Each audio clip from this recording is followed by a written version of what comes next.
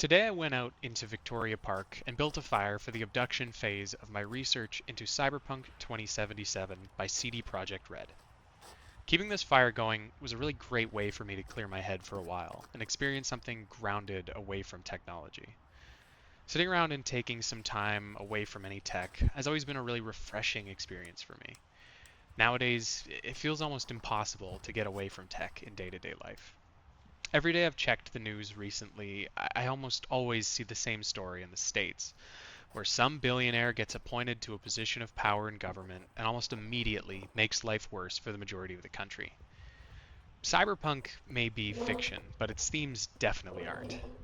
The corporations in Cyberpunk 2077 don't just run the world, but they own it too. In our world, it's not that much different.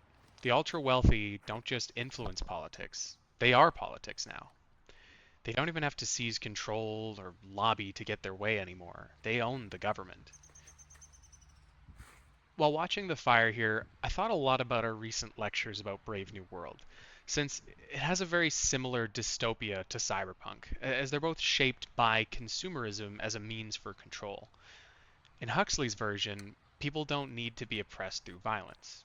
They're kept docile through endless entertainment and shallow pleasures, where distraction replaces resistance. In Cyberpunk 2077, we see the exact same system at work.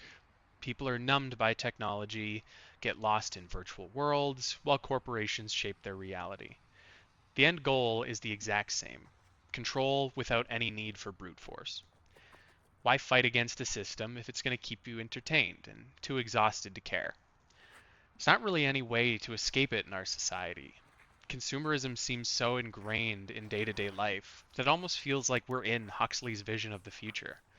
Even the log I used today for this fire was purchased at a grocery store.